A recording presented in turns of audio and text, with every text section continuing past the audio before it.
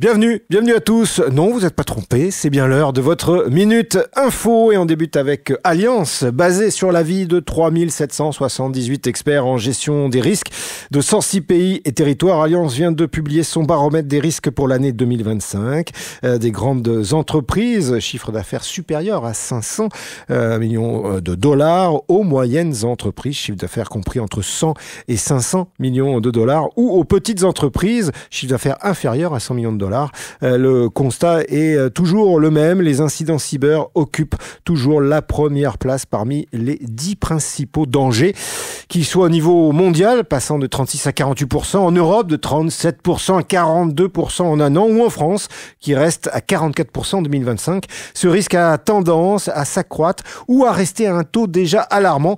Selon les chiffres, les risques progressent davantage de 2024 à 2025, de 41 à 43% pour les GE, une stabilité à 34% pour les PME et pour les ME, et un taux de 32% à 33% pour les petites entreprises.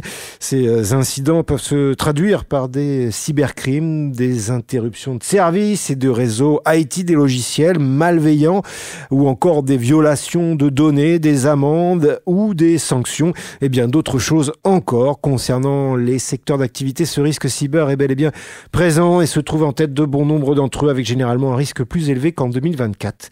L'aviation, l'aérospatiale, la défense connaissent une hausse de 33 à 38%. La chimie, la pharmacie et la biopharmacie de 33 à 47%. L'entertainment connaît une forte hausse de 17 à 40%. Exactement comme les télécoms, avec un risque accru de 67% à 76%. D'autres secteurs comme les services financiers de 43 à 48%. L'industrie, l'automobile de 38 à 42%, et les commerces de gros et de détail connaissent un sort similaire de 25% à 34%.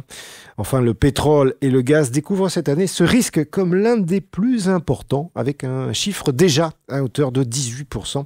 Certains pourraient voir la baisse dans certains secteurs d'activité comme un espoir, mais ces chiffres restent bien trop élevés et représentent un danger permanent au quotidien. En tête d'affiche, les énergies et les réseaux publics de 31 à 25%, dans les biens de consommation de 29 à 21%, ou encore dans les médias de 44 à 42%. Organisé par le commandement de la cyberdéfense, Comcyber, et le ministère de l'Éducation nationale, de l'enseignement supérieur et de la recherche, Pass'ton Hack d'abord fait son grand retour du 20 janvier au 7 février 2025 pour cette 3e édition. Plus de 7000 élèves et étudiants de l'Hexagone, lycéens, étudiants en BTS et classes préparatoires, se prêteront à l'exercice. Ils seront répartis pendant 3 semaines par équipe de 2 à 6 élèves et devront réaliser une quinzaine de challenges, rapportant chacun des points au classement autour de la cybersécurité, à partir de cas concrets de cyberattaques dans le domaine militaire, via une plateforme immersive et conçue pour l'occasion. Dans son communiqué, le Comcyber et le ministère annoncent le thème: prendre la place d'un groupe d'intervention cyber français pour analyser une cyberattaque menée contre une station pétrolière d'un pays allié. Les différents exercices iront de détecter des attaques cyber de l'ennemi, les contenir, retrouver les prélèvements informatiques, déchiffrer des documents. L'objectif de ce rendez-vous pour les institutions sera de faire naître des vocations pour la cyber aux élèves de tout âge et de les amener à envisager des études ou une carrière dans le domaine de la cyberdéfense. Et puis, on termine avec une nomination. Fort d'une expérience de 25 ans dans les métiers de la sécurité privée en France et en Europe, Laurent Pichon rejoint Fiducial Sécurité en tant que directeur général. Il commence sa carrière comme ingénieur commercial chez Veolia entre 1993 et 1999.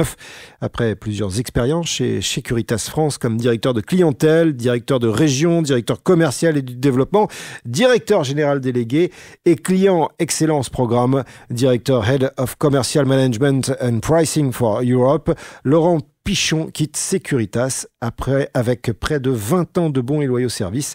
Entre 2 passages chez Securitas France, il connaît une autre expérience en qualité de directeur régional des ventes, mais chez Hertz cette fois.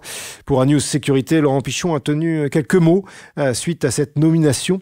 La sécurité est le premier critère dans la hiérarchie des besoins.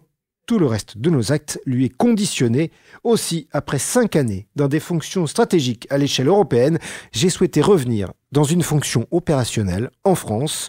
Le groupe fiducial, du fait de ses ambitions et de ses moyens, m'est apparu comme un choix naturel. Fin de citation.